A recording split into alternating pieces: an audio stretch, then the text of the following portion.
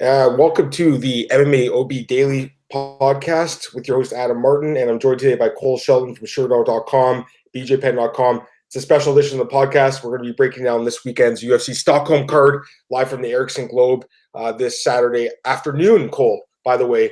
Card starts at 10 a.m. for us here in Toronto area, so I'm glad about that, man. We got our Saturday night off, but first and foremost, I'm Adam Martin. Of course, you can follow me on Twitter at MMAdamMartin. Cole, tell the listeners where they can follow you on Twitter. At Cole Shelton 91. All right, cool. So let's just get right into it. Cole, you obviously you were with me last time, so you know how it works. We're just going to break down the fights starting from the bottom, working our way up to the top. 13 fights on this card, so definitely a deep card. Not really a lot of big names, but definitely some quality fighters, especially on the main card. A lot of light heavyweight fights, which I like. Definitely going to see some finishes in those fights. So let's just get right into it. First fight of the night, a lightweight bout between Joel Alvarez and Danilo Belluardo. The odds opened at Joel Alvarez minus 135 and Belluardo at minus 105. Currently, we have Alvarez at minus 120 and Belluardo at plus 100. Cole, what's your pick for the first fight of the night? So in Alvarez's debut, I picked him. I thought he was going to do a lot better than he did, but he really got shut down. Was that Prague? Yeah. Where he really got shut down. He didn't really show a lot, but I think this fight he's really going to show more of his striking, his grappling. I think he'll get it done. Like I know he is favored for a reason, his opponent, his UFC debut, he might have those octagon jitters, and Alvarez, he got those away the first fight. Looked a bit disappointing. But I think if he has another disappointing fight, the Contender Series is coming up. They're getting rid of guys. Like, he'd easily be a guy they cut if he loses this fight. Yeah, no, I agree. I mean, yeah, definitely disappointing in his debut, no doubt about it. Now, the thing about Joel Alvarez is I don't know a ton about him, but when I was in Brazil, one of the journalists that was there covering the event for Poker Stars was a guy from Spain, Albert. I can't remember his last name right now, but I think Gonzalez. Anyways, he works for Gol TV, which is like the ESPN of Spanish sports media. And he's hyping this guy up like crazy, man. He's like, oh, Joel Alvarez is awesome. He's going to be a future lightweight champion. And he was hyping up, what's that guy's name? Juan Espino, the heavyweight. The only two Spanish fighters in the UFC, of course. And the only Spanish journalist that is hyping him up, saying they're going to be future champs. But, for me personally, I was very disappointed by this guy's debut. Again, Cole, he fought Damir Ismagulov. That guy's a really good fighter, good prospect. And he had a long win streak before that. But the thing that concerns me is the level of competition. He really didn't fight anyone decent, I think, before that in the AFL league. That's one of the top promotions in Spain. Didn't fight anyone good in there. So, yeah, he's finishing fights. But to me, the level of competition was very weak. Belluardo, you make a good point, making his debut in the UFC. We really have no idea how he's going to look. I should mention Alvarez is 26, Belluardo is 24. So both guys very young. But the thing I like about Belluardo is, first off, the momentum. He's got 6 straight wins, so I like that. He's also fought for Venator, which is a decent promotion out there in Italy, and he's fought for Bellator too when they came to Italy, fought A.G. McKee. So yes, he did get knocked out in that fight, but the guy's never been submitted, and that's how Joel Alvarez wins his fight. He wins by submission, and Belluardo doesn't lose by submission, at least from what we've seen. He could go out there and get smashed. I don't know. I'm not going to bet on this fight by any means. There's no way I would lay money or recommend laying money on two guys that really probably aren't UFC caliber, but I'll go the other way here, Cole. I'll take Belluardo. I think you can get done by decision, but again, it's like you said, Cole. Two guys that are they're honestly fighting for their jobs at this point. With all those young guys coming in from the Contender Series, you're gonna have to at least have a decent showing or an exciting fight. And in my opinion, it's going to be Belluardo getting his hand raised, but there's no way I'm confident enough to lay any sort of money on this fight. Well, yeah, I agree with you. There's no way. Like, I wouldn't recommend betting on this fight. Like, a lot of these fights, honestly, wouldn't recommend betting on them because there's so many European guys where you don't really know who they fought or like their level of competition. Yep. No, I agree with you completely there, man. All right, so next up, I like this fight a lot. Light heavyweight bout between Devin Clark and Darko Stosic. Darko Stosic opened at minus 265. The comeback on Devin Clark plus 185. The odds currently have Clark as a minus 125 favorite and Stosic at plus 105. So the odds flipped. Also, I forgot to give the records in the first fight, so I'll do that right now. Clark's 9-3 and Stosic is 13-1 coming into this fight. What's your pick for this one, Cole? I like Stosic. He's like Crow Cop's protege. His only loss is to I'm afraid his name, Riz and Yuri. Yep. Yeah. Yep. So that's his only loss. He's trains with Crow Cop. He's basically like Crow Cop's been training him, like grooming him. Clark, like he was supposed to fight in the Russia card last minute, like thing. His opponent had to withdraw. So like he's had a camp, but I don't like that's a long time to be training straight. So like I don't know if he's like gassed out by now. And he's shown he has the ability to wobble people, but I think he has shown the ability that he gets knocked out as well too. And I think Stosic has the power where he's going to finish this fight, whether it be the first or second round. I think he's going to knock him out pretty early and on. You know what, man? I actually really agree with you on that one. Who's betting on Devin Clark? I don't get the action coming in his way. Like, this makes no sense. I think the odds makers were right opening Stosic as a big favorite. Like, to me, he's got so many advantages in this fight. First off, younger fighter, only 3 years younger, but still 27 years old. Tons of momentum coming into this fight. He's on a 9-fight win streak, I believe. Like you said, the only loss to Yuri Prochaska. That guy's really good. Clark, I don't know. I just haven't been disappointed. Haven't been impressed at all. I've been very disappointed with this guy in the UFC. 3-3 record in the octagon. All 3 wins by decision, and he's been finished in all 3 of his losses. His chin doesn't seem very strong to me. And he's going against Stosic, who has a ton of knockout power. 8 knockout wins in his career. Like you said, Cole, this guy is a beast. He's a tank. I think there's crazy value on him as an underdog personally. Plus 105. I don't understand the odds going in on Clark, or the bettors going in on Clark here. Plus 175 for the Stosic by TKO pro. I mean, that's worth a shot too. I just think he dominates this fight and knocks out Clark, man. So give me Stosic plus 105. I mean, not to spoil anything, but he's going to be one of my prime picks this week. I think there's crazy value on him. And again, I don't understand why the odds have flipped. I don't get it. I don't know why people are coming on Clark. Maybe there's something we don't know about Stosic, but I don't see it. Maybe there's an injury. I don't know. It doesn't make sense to me, Cole, honestly. Any reason why you think people are coming in on this Devin Clark guy? The only reason I think of it is because he trains at Jackson's, which is a good camp. Like, he gets good looks, but I still haven't been impressed. Like, I think this is a fight. If he loses, like, his roster spot's gone in the UFC. Yeah, for sure. I mean, we talk about contender series guys coming in. Someone will replace, I think, Devin Clark at some point. I just don't see him being a UFC caliber fighter. Speaking of 2 fighters that probably aren't UFC caliber, we have a women's featherweight bout, so a rare featherweight bout between Eduarda Duda Santana against Bayam Maleki. So the odds, they opened at Santana minus 165, Maleki plus 125. Currently, we have Maleki as a slight favorite plus minus 120 and Santana plus 100. Should give the records quickly. Santana 3-0, Maleki 2-0. She was on the Ultimate Fighter, lost on the show. I mean, just before I ask what you think about this one, Cole. I mean, first off, Maleki is a very attractive woman. I mean, that's a truth, and that's probably why she's in the UFC, because she wasn't that impressive on the show. And Santana, I mean, 3 wins, but she hasn't fought in 2 years. They just need featherweights. They just need anyone that can fight at 145, I think. So that's the only reason I could see this fight being in the UFC. This is an Invicta fight to me. I'm honestly a little surprised it's on the card, but Maleki's from Sweden, so I guess they wandered there. Anyways, what are your thoughts on this one? Well, even Maleki, she lost in the first round in tough. They sign her, and they don't sign like Pani Kianzad, who lost to Macy Chiasson in the finals. So like, I don't really understand why she was signed. Like, I kind of get it because they're Sweden. But something I liked about her camp is Macy Chiasson, when I was talking to her, she brought her over to Fortis. So she trained her whole camp at Fortis, getting all the like. Fortis is a good camp, getting all those looks. But like, I honestly have no idea in this fight. Like, think it's gonna go to the distance. Like, I don't really know the fighters either well, but like, I don't know. I just don't really think this is a UFC caliber fight. And I think it's going to show. Like, I'll take Maleki by decision, but I wouldn't bet on this fight at all. Oh, no way. You can't bet on this fight, I don't think. I just don't see any value either way. I'm going to go with Santana here. I don't know. Maleki doesn't impress me as a fighter, really. I don't know. I just think Santana can grind out a decision. But again, I could be wrong about this one. I would say of all the fights in the card, this is the one to really stay away from, because we don't really know much about either fighter. 3-0 against 2-0. You're better off burning your money, I think, than betting on either of these fighters. So I would completely pass on this if I was anyone. But, it's up to people if they want to bet on it or not. All right, next up, we have a lightweight bout. I like this fight too, Cole. We got Nick Hein against Frank Kamako. Great fight. Nick Hein opened at minus 180, Kamako plus 140. The odds currently, Nick Hein minus 115, Kamako plus minus 105. So essentially a pick 'em. The records, Nick Hein 14-4, Kamako 21-7. What are your thoughts on this one, Cole? Well, I wanted to see how Kamako looks at weigh-ins. He's moving down from welterweight. That's a 15-pound drop. And his last loss is a brutal knockout to Jeff Neal, like that head kick at 228.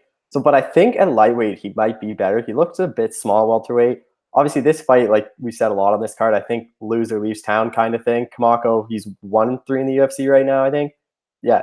So he hasn't been too impressive, but I do think he gets a win here. I think he grinds out a decision. Like, I think he's just striking. He'll just get his striking up over Hein. And Hein's coming off that injury kind of scares me, but I think Kamako gets it done.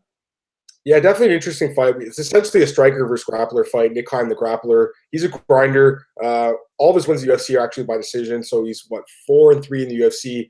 He's lost twice by decision and got submitted by David Ramos. Coming off a split decision, lost to Damir Hadzovic, 35 years old now. So Nick Hein, I think, is on the decline. Police officer, I believe, in Germany. So he's got another job. Kamako seems to be all in. I saw his interview with James. He's very focused for this fight. Like you said, Cole, dropping down to lightweight. His record in the UFC is not impressive either. What is it? It's actually 1-3. So a very poor record, but the guy's always in exciting fights. Again, dropping down in weight. I think that from what I saw in the interview, he seems to be extremely focused and motivated, doing all the right things, eating right, training right. He lost to some decent guys. I mean, Jing Liang Li is a good fighter. Drew Dober is decent, and Jeff Neal's great. So to me, those aren't terrible losses by any means. I think the move to lightweight's going to be good for him. But again, I'd like to see before I lay any money on him. I'm tempted to recommend a play on him because he is almost an underdog here. Well, I guess he is -105. Probably just better just to pass on this one. Watch it and see how he looks at 155. But I'm with you, Cole. I like Kamako in this fight too, man. I think he can outstrike Nick Hein and win a decision or possibly get a knockout. I mean, this guy does have quite a few finishes in his resume. Maybe not in the UFC yet, but possibly this is the fight where he does show it. And also, I should say, I mean, you talk about fight of the night candidates. I think you'd have to say this is one of them because this guy, Kamako, is always in good fights. All right, next up, we have a pretty intriguing lightweight bout here between Stephen Braveheart Ray and Leonardo Santos. The opening odds were Leonardo Santos -155, Stephen Ray +155. Santos is now a -220 favorite. Stephen Ray +180 underdog. The records: Stephen Ray 22-8, Santos 16-3-1. What are your thoughts on this one, Cole? Well, Santos, his record, he has some good wins. Like, he knocked out Kevin Lee, but that layoff is really scaring me. Like, obviously he has been hurt, but I think he gets it done in this fight. I really like Santos. I think he's shown he can beat the best. It's just unfortunate that he hasn't been able to stay healthy to like be on a run. Because if you look at his record, there are some top names that he has beaten. But unfortunately, like I said, the injuries have just really killed him. But I think he gets it done. I think he could finish this fight, but I wouldn't be surprised if he just grinds out a decision win as well. Yeah, I think this is a good comeback fight for Santos too. He is 39 now, so that's obviously concerning. And like you said, Cole, the layoff. He hasn't fought since 2016, so he hasn't fought in almost 3 years. October 2016. But I mean, this guy, he was really impressive in the UFC, man. He won the Ultimate Fighter, and his overall record in the UFC is 5-0-1. And like you mentioned, knockout win over Kevin Lee, also a submission win over Anthony Rocco Martin. That looks really good right now too. His last win was split decision over Adriano Martins. That guy's a pretty good fighter too. Also, he's a coach at Nova União, so he's still training constantly. He's training with good guys, training them. I think he's a lot younger than what his age is, because he hasn't fought that much. Cole, he actually started fighting as a pro in 2002 against Takanori Gomi. So he's been around forever, which is crazy. But for some reason, doesn't fight that often, gets injured a lot. I have a lot of respect for this guy, man. He's fought forever. Shudo, Sengoku, Bama, Cage Warriors, the UFC. He's a solid fighter. On the other hand, you got Stephen Ray here, Scottish fighter. I used to work with the guy from Scotland. When I worked at the Toronto Star, my friend David Bateman, and he used to work for this promotion called, I think it was the OT promotion that he used to fight for. And he knew Stephen Ray really well. So he used to always hype up Stephen Ray as a future champ. And at that time, he was doing well. He had won a couple fights in the UFC by finish, looking good. Since then, I don't know what happened to him, man. He's just really tailed off. Before the last fight, which was a really, really close win over Justin Nairi, he lost 2 straight fights, and to me, just really hasn't been impressive. He actually hasn't finished a fight in 4 years since 2015 against Leonardo Mafra Teixeira. Been a long time since he finished a fight. He was known for his finishing power at one point. Haven't seen that in a while. You know what? It's one of those fights where I got to stay away from it because of the layoff. But I do like the matchup for Santos. I think he can finish this fight too, Cole. So I like Santos here. I'm just trying to check the odds on Santos inside the distance. What is that? +175. I mean, I think there's a chance he finishes the fight. He seems to finish most of his fights too. And I think Ray is finishable, so I would maybe take a look at that prop. But, minus 220, probably stay away in the money line just because of the layoff. But yeah, I do like Santos in this fight too. Although, again, I typically stay away from guys coming off of 3-year layoffs, and it's hard to lay minus 220 of a guy coming off of, again, a 3-year layoff. So maybe be careful with that one. Next up, we have a women's bantamweight bout between Tanya Evinger and Lena Landsberg. Tanya Evinger minus 175 and Lena Landsberg plus 135. Those were the openers. Currently, Tanya Evinger has been steamed up to minus 270. Lena Landsberg plus 230. The records, 19-7 for Evinger, 8-4 for Landsberg. What are your thoughts on this one? Well, I talked to Evinger for this fight. That article will be on Sherdog probably today. But when I was talking to her, she was really fired out of this fight. She basically says she doesn't think anyone in the UFC really likes her. She thinks they're basically planning her. They want her to lose so they can cut her. She says, if you look at her record, she has good wins. She beat Yana Kunitskaya. And she says, whatever reason, they always push her. They never give her ranked opponents. She always has to fight fighters down. But Landsberg, she is from Sweden. She's fighting at home. But I think Evinger is better. Her 2 losses in the UFC are to Aspen Ladd and Cris Cyborg. Not bad loss at all. Though Cyborg, you know what she is. Ladd, I think she could be a future champion at 135. I think Evinger gets this done. I think what she mentioned too is she's comfortable wherever. She if you look at her record, she has half her wins are by knockout, half by decision, or it's 33% knockout, 30% decision, 33% submission. She's really even. And she basically says she thinks she's better than Landsberg wherever the fight goes. So I think this fight goes the distance. I think Evinger just wins the fight, but at that kind of odds, I don't think it's really worth it because obviously Landsberg, she could the Swedish crowd really could back her up and she could get this win. Yeah, well, first off, check out Cole's interview with Tanya Evinger. He does great interviews over there at Sherdog, so check that out. I have a lot of respect for Evinger. She's, again, Cole, you talk about fighters that are veterans. She's been around forever. I don't know if you know this, Cole, but I'm a huge MMA DVD collector, so I have a massive collection, and one of the collections I have is a Elite XC collection, and she had a fight back in the day with Gina Carano, so I've been watching her for a long time. A lot of respect for her. Again, coming off a couple losses, but you mentioned who she lost to, Cole. Aspen Ladd and Cris Cyborg. Those are 2 great fighters. There's no shame in those losses. And before that, she was on a 1, 2, 3, 4, 5, 6, 7. She was 10-0 and 1 no contest. The win over Kunitskaya, obviously a little controversial there. She lost originally and then it got returned. But look at that win streak, Cole. Look at who she beat. Kunitskaya, who's a decent fighter. Kianzad, who should probably be in the UFC still. Irene Aldana, who looks like a star.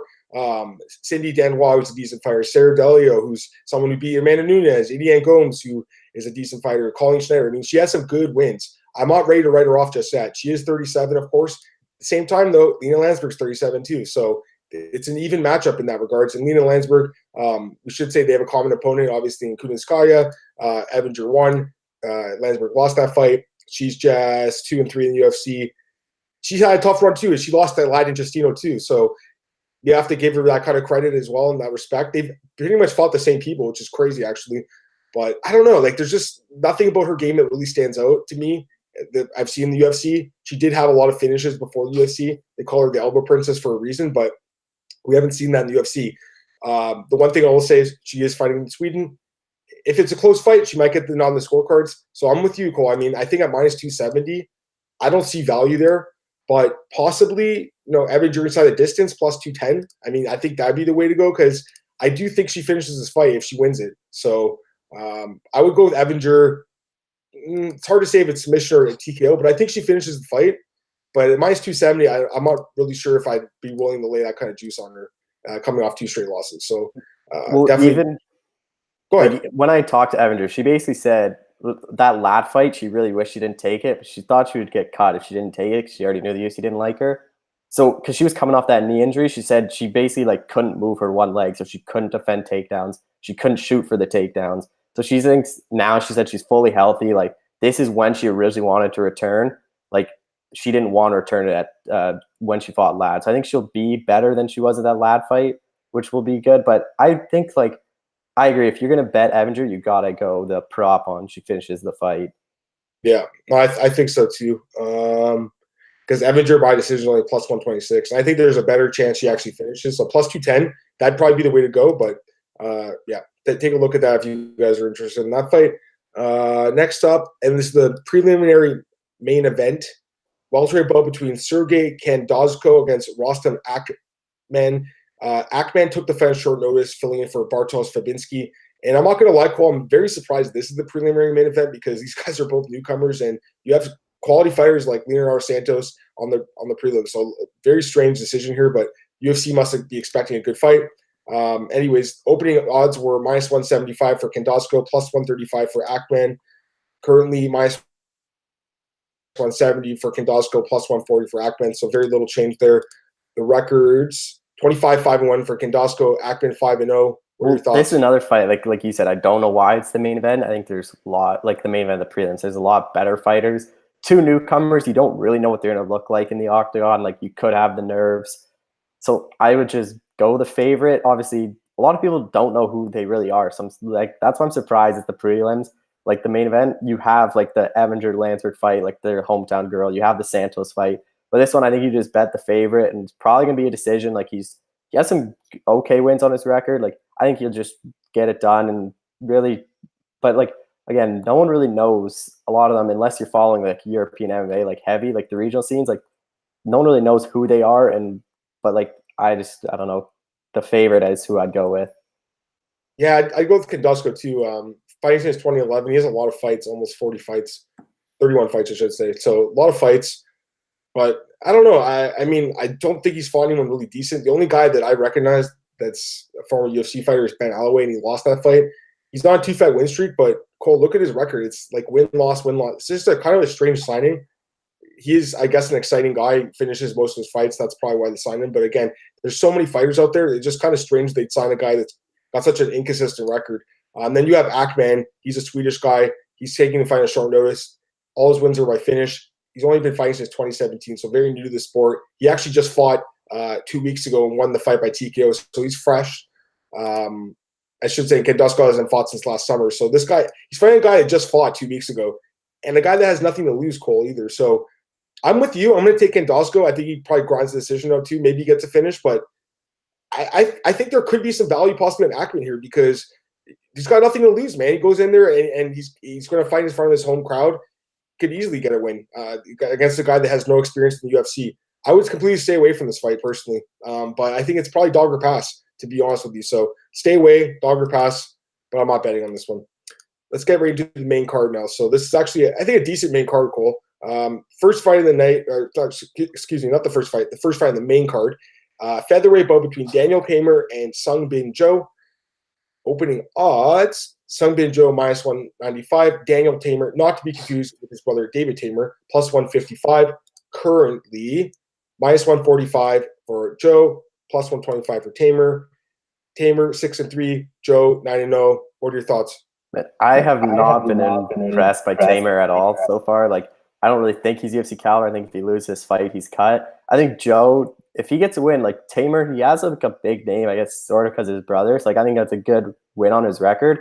But the thing, like everyone talks about, is Tamer's eye pokes. Like if he does get in the fight, like this is like 3 fights in a row that he's done the eye pokes. So like, but I think Joe will grind out a win. I think he could finish Tamer. I haven't been too impressed with him, so I think Joe gets the win, and like I think he would start getting a big boost in the division. Yeah, no, it's a fight that I'm a little confused why this is on the main card because Tamer, he is Swedish, I get that, but man, 0-3 record in the UFC, that doesn't scream main card opener to me. Very disappointing career in the UFC. To be fair, he's lost to some decent guys, Danny Henry, Julio Arce, and Chris Fishgold. They're not bums, so those aren't bad losses, but he just hasn't been impressive at all. Like you said, a lot of the legal stuff going on. You got Joe here, 26 years old, he's young, 9-0, 9 finishes fights, man. But he's only fought once a year the last 2 years, so that does concern me a bit. He hasn't fought since February 2018, so a long layoff. Definitely looks like a good prospect, but that layoff scares me. I'm not betting on this fight. This guy could have the jitters. Maybe Tamer shows up in Sweden, but I will take Joe. He probably does get the finish, probably by submission. Next up, we have lightweight bout between Damir Hadzovic and Christos Giagos. We have Hadzovic open at minus 275, Giagos plus 195. Currently, minus 175 for Hadzovic, plus 155 for Giagos. So early actions coming in on the Greek fighter Christos Giagos. The records 16-7 for Giagos, 13-4 for Hadzovic. What are your thoughts on this one? I really like Hadzovic in this fight. Like that win over Marco Reyes, like it's a good win. Like Reyes, he's shown he can be somewhat a good fighter. I think he gets this done. I think this is another fight. Like it's a good fight, but I think there's better fights on the prelims than this one. Like I think they're both. This is kind of like a who's going to get the bigger push in the division. But I think Hadzovic, I think he could finish this fight, but I wouldn't be surprised it goes to the distance. But I really like him. But I'm surprised more action is coming on Giagos as of late. Yeah, again, this one confuses me a little bit too. I think Hadzovic wins for sure. I really like this guy. I mean, yeah, he's 32, but to me, he's fighting at a lot younger than what he looks. That win over Polo Reyes was really good. What's his record? 3-2 in the UFC. Nick Hein also beating Martin Held. You got that brutal knee knockout. And his 2 losses to Alan Patrick, who's a pretty good wrestler, and Maribek Taisumov, who beats almost everyone. So I think this guy's really good. Also, his earlier career losses, Cole, were against Krzysztof Jotko and Andreas Stoll, who are middleweights, especially Jotko. That guy's a huge middleweight. So, it's not like he's lost to bad guys in his career. He's a good fighter. And I think he'll show up in this fight. Giagos really hasn't impressed me in the UFC, coming off a win over Hirota to save his job. But overall, look at his record in the UFC, Cole. It's 2-4. So you talk about, or excuse me, it's 2-3 actually. He lost to Josh Emmett outside the UFC, but still not a guy I don't think that's UFC caliber. Just really haven't been impressed with him. His best win in his career, besides Hirota, which is probably like Dakota Cochran or Chris Tickle. I mean, it's just he hasn't been impressive. He doesn't pick up wins at the biggest stage. He's fought some tough guys, to be fair to him. Burns, Wade, Emmett, Oliveira. Let's be fair. Those are tough matchups, but nothing about this guy impresses me. I like Hadzovic quite a bit. And honestly, like I didn't even realize the line dropped so much. So I think at this point, he's probably worth a play at -175. So you talk about guys that you think are going to be in parlays or something like that, or even a straight play, maybe Hadzovic. I'd take a look at him. I think he wins this fight with you, Cole. I think it's a pretty good matchup for him. Next up, we have featherweight bout between Makwan Amirkhani and Chris Fishgold. Makwan Amirkhani opened at +105, actually the underdog. Chris Fishgold -145. Currently, Fishgold -115, Amirkhani -105. So essentially a pick 'em with a slight lean towards Fishgold. Chris Fishgold, 18-1 record. Amirkhani, 14-3. What are your thoughts on this? This is a fight, I agree with the odds to pick him. I haven't really been impressed with either of them. Like Fishgold, he's coming off that win over Tamer. Like Mr. Finland, I'm not too impressed with him. Like he hasn't fought since the Jason Knight win. And Jason Knight win, that's his last win. It's not really a good win anymore. So I think Fishgold, I think he wins this fight. I wouldn't be surprised if he submits him. But the only thing going to get for Amirkhani is he trains a good camp. He trains at SBG. And but then for Fishgold too, like he's fought some good guys. He's fought Calvin Kattar. And I just think he gets it done. I think he grinds out a win. I wouldn't be surprised if he submits him. Yeah, I'm with you on this one too. I think that Fishgold does win the fight, but I don't know. Like you make a good point about Amirkhani training a good camp, and also he's had quite a bit of success in the UFC. I'm not the biggest fan of this guy because, and our friend James Lynch, he's the same way. This guy's very arrogant, very cocky, and for a guy that really hasn't beaten anyone notable, that kind of does rub me the wrong way. But I mean, at the same time, 4-1 record in the UFC is decent. The Jason Knight win, I don't think that's a great win looking back. Jason Knight's not in the UFC anymore. The other wins, Wilkinson, Fall, and Ogle, guys who have been cut, and the Arlen Allen loss. It was a split decision, not a bad loss. He also has a win over Tom Dukois, who recently retired, but was a good prospect. So he actually has a decent resume, but I don't know. There's just nothing about this game that really stands out to me that much. Obviously, the Ogle win was awesome, the flying knee there. And I actually bet him in that fight. That was like 4 years ago, 2015. But I don't know. Just recently, it doesn't look like he has that same fire like he once had.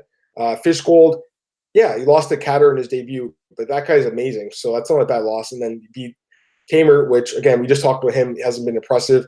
But look at his other wins. Pretty much stops everyone he's fought. Maybe not the best competition, but he finishes everyone. So I like Fishgold too, but I don't know, man. There's something that's telling me just stay away from this one. Although if I had to bet on that, I would take Fishgold. Next up, all right, we got 3 light heavyweight belts actually to finish the card, so I'm excited to talk about these ones. I like all these matchups. First off, we have a prospect versus veteran fight.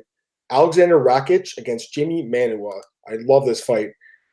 Alexander Rakic opened at -285, Jimi Manuwa +205. Currently, the odds are Rakic -230, Jimi Manuwa 190. And the records, Jimi Manuwa 17-5, Alexander Rakic 11-1. Cole, who's your pick in this one? Well, like you said, just the 3 light heavyweight fights at the top. I really like how the UFC does this. Like when I spoke to Ozdemir, he basically said this is like a Game of Thrones. They're fighting for the throne in this one.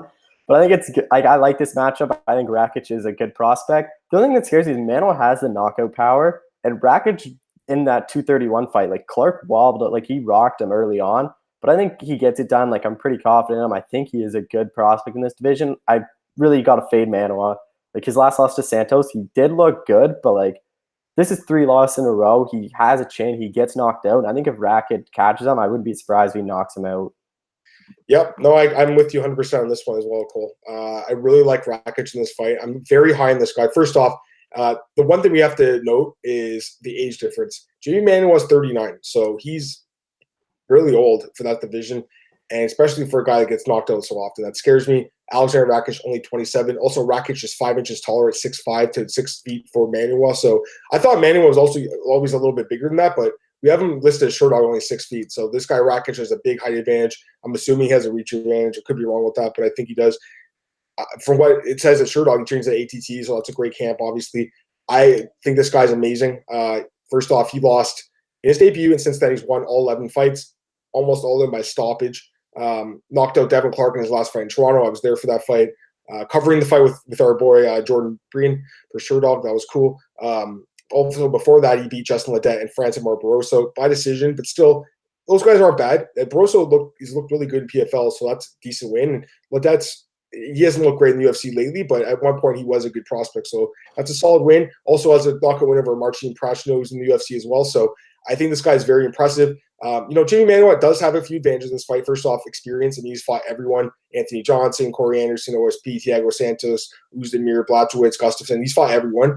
He has a ton of knockout power, 16 wins by stoppage, 15 by knockout in his career. But like you said, Cole, that chin, I mean, 4 knockout losses in the UFC. He's lost 3 straight fights, brutally knocked out by Santos in Toronto in his last fight, brutally knocked out by Uzdemir, brutally knocked out by Rumble, brutally knocked out by Gustafsson. The fact that he has those wins over guys like Anderson and OSP by knockout, that shows he can finish anyone. I just don't think he has anything left in the tank, man. Maybe he can fight the lower end guys in this division. I think Rakic is going to be a top 10 guy. The UFC likes this guy. They're giving him a push. They're letting him fight a top 10 opponent. Rakic wins, man. I like him a lot in this fight. The odds on Rakic by knockout, minus 120. So essentially a pick him for him to win the fight by knockout. I do think that happens, but I like him at minus 230. I think, you talk about parlay picks. I think Rakic is a guy to definitely consider because I think he has a lot of advantage in this fight. And I think he dominates and knocks out Jimi Manuwa. I don't think Manuwa gets cut after that. I will say that because he's an exciting guy. I think they'll keep him around, Cole, for one more fight. But, I mean, he's got to be nearing the end of the road at this point of his career. Well, yeah, if he stays, I think it's going to be another fight like Rakic where they're going to use a prospect to build him off of Manuwa's name. Yeah, no, for sure. Like Stosic, maybe if he wins, they'll just do Stosic versus Manuwa or something. He's going to be fighting prospects. Unless he wins, then he's still a contender, but I don't think that happens. All right, 2 fights left. Co-main event, really good fight here. Ilir Latifi against Volkan Oezdemir. Volkan Oezdemir minus 175 at open, plus 135 for Latifi. Since then, odds have dropped a little bit at Oezdemir, minus 125. Latifi plus 105. Records, Oezdemir 15-4, Latifi 14-6. Cole, who's your pick? Well, I spoke to Ozdemir too for this one. That should be up already on BJPen or up within the next little hour or so. But he was still mad with that Reyes decision. Did you score for Ozdemir or Reyes? I scored it for Reyes, but I thought it was really close, and I thought you could have went either way. Yeah, so he's still mad. He's still mad at that. And something he brought up, which I was shocked. I think no way. He thinks if he loses this, his spot in the UFC is gone. Like that's 4 losses in a row. But I would be shocked if they cut him after because like who he lost to? He lost to Cormier. He lost to Reyes, and his other loss is escaping me. Oh yeah, Anthony Smith, where he got choked out. But I think he's gonna win this fight. But something else he told me, which is really cool, which I never knew, is him and Latifi are like really good friends. Like they train together all the time. They text all the time. And he said like when he got this fight, like he wasn't even sure he was gonna accept it. Like he doesn't want this fight at all. But I think he gets his fight done. I haven't been like Latifi. I don't know. He gets wins, but he hasn't really impressed me with what he's done. I think Ozdemir, I think he could finish this fight. But if his gas tank goes, like both him and Latifi have shown their cardio isn't the best. So if this fight goes into the third round, I think it's going to be real sloppy and someone might just get finished. But I would think Ozdemir wins this fight, and I think inside the distance, like I think he can knock Latifi out. I like your breakdown, man. I pretty much agree with everything you just said. Good fight, first off, but the cardio does scare me for both guys. They both fade as the fight goes. That's why Volkan's lost this fight. It's just gasses out late in the fight and just doesn't do enough. And then Latifi, I don't know. Like at times he's looked really good, Cole. Like the OSP fight he looked amazing in, and even the fights against like lower line guys, but Sean O'Connell and Hans Stringer locking out quickly. He's looked good at times, but then he's looked, like the last fight against Corey Anderson didn't look good at all. The fight against Blachowicz got kicked in the body early. The fight against Ryan Bader dominated. He's kind of a tough nut to crack, I think. It's kind of hard to pick his fight sometimes. I think maybe the same can be said for Ozdemir. Like, he maybe should have beat Smith. I mean, looking back now, but again, he gassed out really hard in that fight. The Cormier loss, you can excuse that one. And the Reyes fight, that's a fight he was favored to lose too. So, not bad losses by any means. I like a few things about Ozdemir in this fight. First off, the age. He's 6 years younger, 29. Ilir Latifi's 35. Also, he's a lot taller, 6'1" against 5'8". Latifi's a tank, but that height and reach disadvantage I think is going to hurt him in this fight. Ozdemir is very long. He's very technical on the feet too. Very good boxing. Good at keeping the distance. Very tough to finish on the feet. He's been finished on the ground. So if Ilir Latifi does get the takedown, I'm going to be really scared, Cole, because I think he possibly could submit or finish Ozdemir with ground and pound or something like that. But I think Ozdemir can keep the fight standing for at least the first 2 rounds, win those, and then maybe lose the third round, but still take the decision on the scorecards. Maybe knock out Latifi. I do like Ozdemir in this fight, even though Latifi's fighting at home. Again, that's something that could come into play if it's a close fight. The judges could go the way of Latifi, but I like Ozdemir in this fight too. I think he snaps that losing skid, and you know what, it's Cole. Even if he loses, though, I'm with you. I think it's like Manuwa. I think they keep him around just to fight prospects. I don't think they cut him. So I'll go with Volkan Ozdemir and minus 125. I mean, that's decent odds, I think. All right, main event of the evening. Great fight. Love this fight. The latest 2 victims of Jon Jones. Alexander Gustafsson against Anthony Smith. So we have the odds open at minus 245 for Gustafsson, plus 175 for Smith. Currently, minus 320 for Gus, plus 260 for Lionheart. Gustafsson is 18-5 in his career. Anthony Smith 13-14. Cole, who's your pick in the main event of UFC Stockholm? This is a good fight. I'm surprised the odds are this high. I thought it would be closer. Like Smith, he has impressed me at light heavyweight. Like he went the distance with Jones. Obviously, he got dominated, but like he showed like the Lionheart for a reason. Like he overcame a lot. But this fight, like I don't know why people complain about the matchmaking. I really like it. Like light heavyweight division, Jones basically going to fight everyone, so you might as well keep him busy. Like Smith. The only thing that scares me about Smith is when he spoke to Ariel Helwani, he basically said like he didn't want this fight, like he wanted to take the rest of the year off. But now I think like I don't know if his head is in it, but he has a good camp with Mark Montoya as his coach, training with like Anders, Zach Cummins, Ian Heinisch, all those guys. But I think Gustafsson at home, I think he gets it done. I think he just striking, I think he can outstrike Smith. But I think if it goes to the ground, like Smith at Ozdemir, like I don't know. I think he could finish the fight like Smith if it goes to the ground, but I'm pretty sure like I have to pick Gustafsson. I wouldn't be surprised if he finishes him, but I think it goes the distance. I'm with you completely with what you said about the interview with Ariel Helwani scaring me a lot about Smith. Basically, he said he wanted to take a year off, and then the UFC offered him this fight, and his manager accepted it for him. He's like, all right, I'll take the fight. He should take a time off. And Gustafsson, same for him, but to be fair with Gus, he hasn't fought since December, so that's like 6 months. But for Smith, the fight was in March, a prolonged 5-round beating. At least with Gus, it was over pretty quickly. He got finished, brutal fashion, but it was only 3 rounds. The Smith fight against Jones was brutal, man. Yeah, I mean, we can say the scorecards were close, Cole, because of that illegal knee. But come on, let's be honest here. That was a shutout for Jon Jones. Maybe Smith should have taken that DQ win and been the most hated fighter in MMA, but still, he got dominated in that fight. And I think that's the kind of fight that can change a guy's career for the worse. He has looked impressive for sure at light heavyweight. I picked him all 3 of his fights at light heavyweight, actually. The Ozdemir fight, the Rua fight, and the Evans fight. I liked him in all 3 of those fights, but I don't like him in this fight against Gustafsson, man. I really like Gus in this fight. Gus coming off the knockout loss to Jones, but look at the fights before that. He destroyed Glover Teixeira. That was an absolute beatdown. And look at Glover now. Glover's beating everyone. So that's a good win. Look at the Jan Blachowicz win. That guy's really good too. That's a good win. The other guys he beat, Manuwa, and then he lost to good guys. He lost to Jones twice. No shame in that. He lost to Rumble. That was a shocker, honestly. That was in Sweden. He got knocked out really quick. That was surprising, but that's Rumble. Rumble's a beast. And he lost to DC, and he lost a split decision to DC. It was a really close fight. I think DC even said that was one of the toughest fights of his career. So that's not a bad loss, man. Smith, not a bad loss like all Jones. The Santos loss, not bad either. But Cole, look at his record: 31-14. So he's lost 14 times in his career. Yeah, light heavyweight he hasn't lost that much, but he's lost 14 times in his career, including 12 by stoppage, including 8 by knockout. He's been knocked out 8 times. Yes, a lot of those fights were early in his career. A lot of those fights were when he wasn't the fighter he is now. I get that. I think Smith's really good. I'm kind of buying into what Luke Rockhold's saying, and that this guy's not a real contender, though, at 205, and it's going to show in this fight. I like Gustafsson, man. I think Gustafsson dominates this fight.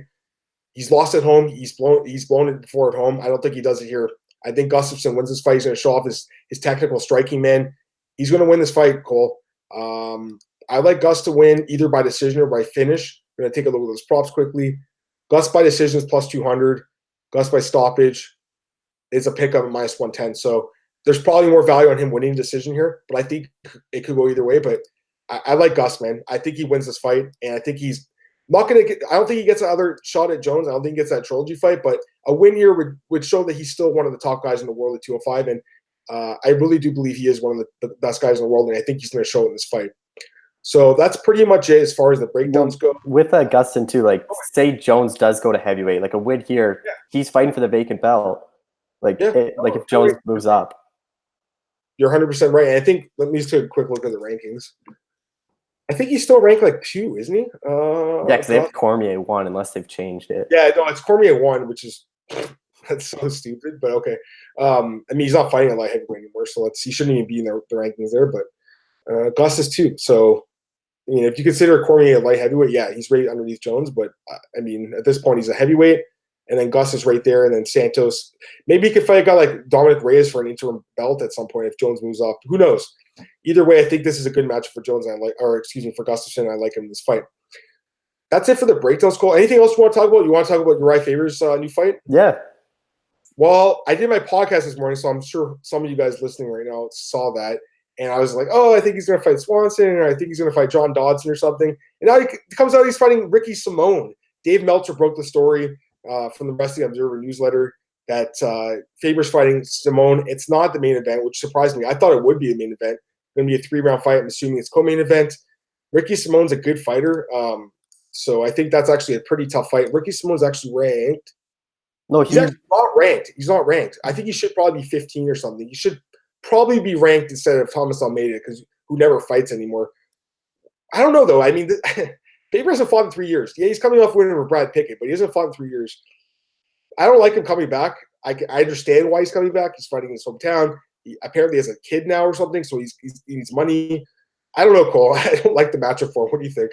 Yeah, I don't like it either. I think Simone wins this fight. I think he wins pretty easy. I am shocked that they gave him someone Simone. I thought they're either going to give him a name or a guy he can beat. I don't think Simone's either of those. Like, Simone is on the upcoming. Like, he should be ranked, but he's not that big name. Like Swanson would have been a perfect fight. Swanson's struggling, but at least he's a big name. Like, and I'm surprised it's at 35. Like, I thought it was featherweight for sure. Like, I thought 2 months out, I thought he wasn't going to cut to 35 again.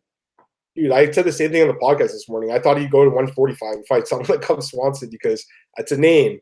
It's a guy who's got SoCal tattooed over his chest. I know Sacramento's a little north, but still, that fight made more sense to me. This is kind of a strange matchup. It's a tough fight for Faber. Credit to him for taking a tough fight against a guy like Simone. And Simone's a guy I didn't bring up because he's not ranked. And I was just looking at the rankings. And I thought, Faber would want to fight a guy ranked. He's fighting an unranked guy. He's coming off a long win streak. It just, to me, it's a really strange matchup and a bad matchup for Faber. I don't like the fight for Faber. I think Simone wins as well. So, strange matchup.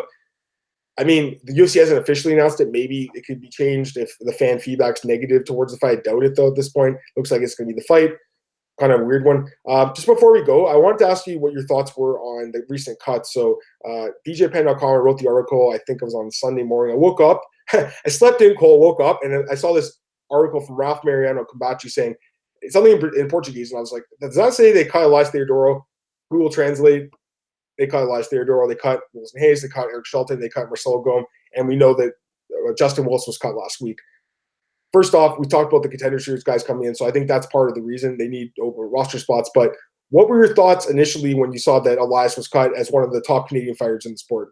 I was shocked. Like, I get 8-3. Like, that's a good record. I get people don't like his fighting, but you can just put him on the Canadian shows. They're 3 times a year. Just throw him on the Canadian shows. He's the top Canadian. Like, and like I texted him like after I said like, what do you think? And he basically just said, I was cut. We'll release something on social media soon. And that's all he said. Like but basically, I don't know. Like, I don't know who picks him up. Like, I don't know if he continues to fight. Like, Bellator, like, I don't think Bellator would really want him. Like, he's a name. Like, he's active on social media. Like, he has a good social media following. But, like, I don't know. It kind of surprising when they cut him. Like, how often do you see a ranked guy that has 8-3 record get cut just off one loss? Like, but, like, the other ones that weren't too surprised, Wilson Hayes, what's that, 2-3 loss in a row, flyweight division, it's getting shut down.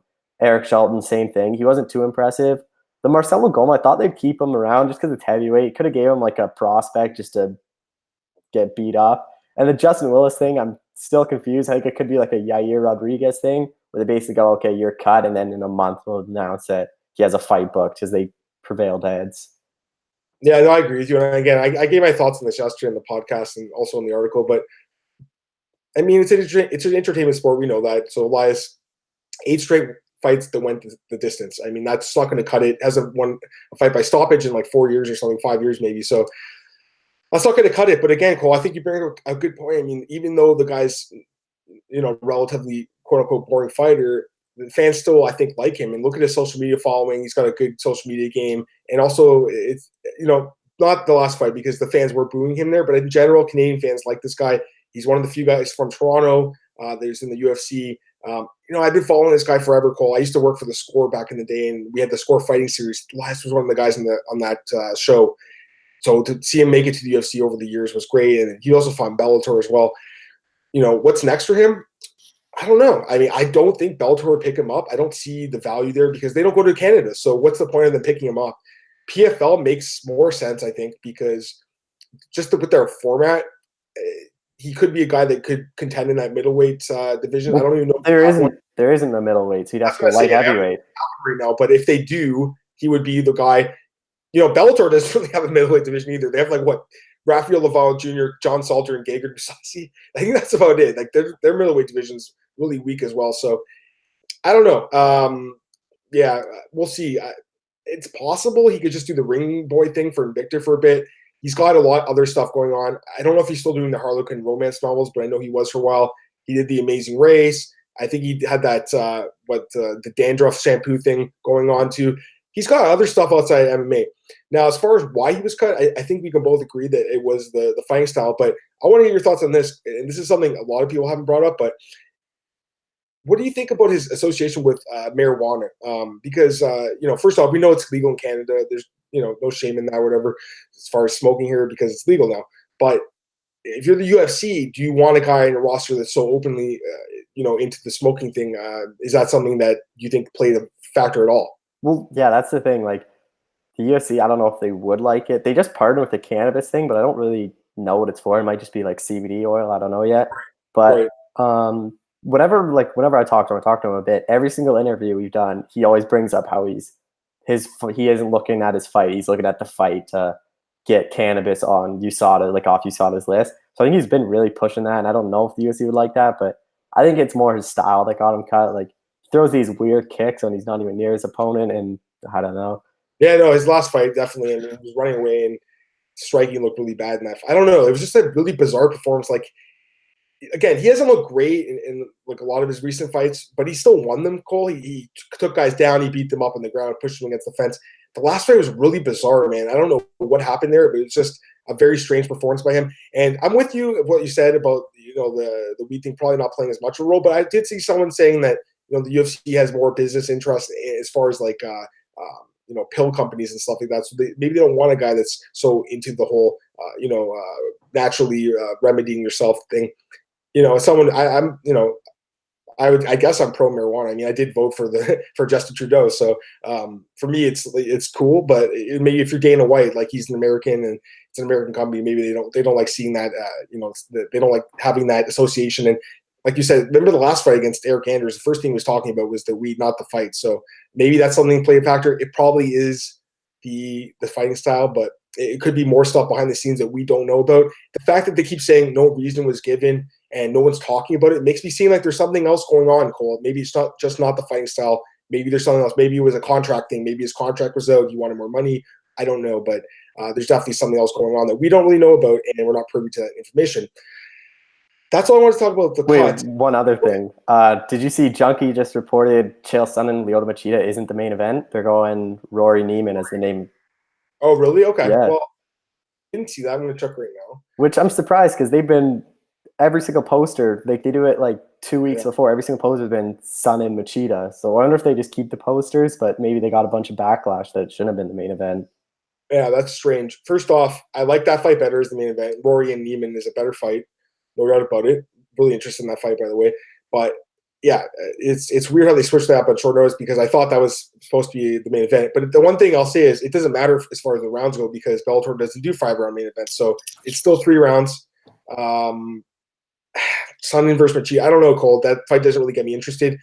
By the way, are you the one doing the play-by-play for sure on that night? Are you doing that card? Because I'm not going to be doing that. Are you? I'm not sure.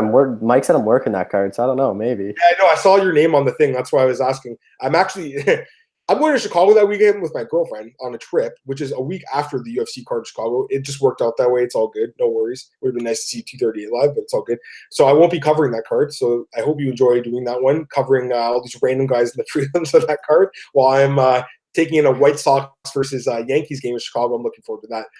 But anything else you want to talk about, Cole, before we get out of here? Is there any other? No, that's all. That's it? Okay, cool. So again, follow me on Twitter at MMAdamMartin. This podcast is on YouTube at the MMA Oddsbreaker channel. It's going to be on SoundCloud as well. Again, the iTunes thing is it's been some issues in the back end. Me and Nick are working on it, guys. I'm sorry that you haven't been able to subscribe yet. It's just issues that I can't even fix right now, and our web developers are taking a look at that. So hopefully that gets fixed soon. But again, follow me on Twitter at MMAdamMartin, MMAOddsbreaker.com, SureDog.com, BJPenn.com, MMARatings.net, MMAnews.com. Cole, where can they find you? Where do you write for? Social media at Cole Shelton 91. Just BJ Penn, SureDog, MMA News. If I freelance other stuff, it's always on Twitter. So just find my work on my social media, really. All right, cool. Well, we're gonna head out of here, buddy. Thanks, guys, for tuning in. Definitely check out their show. Subscribe to the YouTube channel, and we'll see you guys next week for the UFC 238 preview.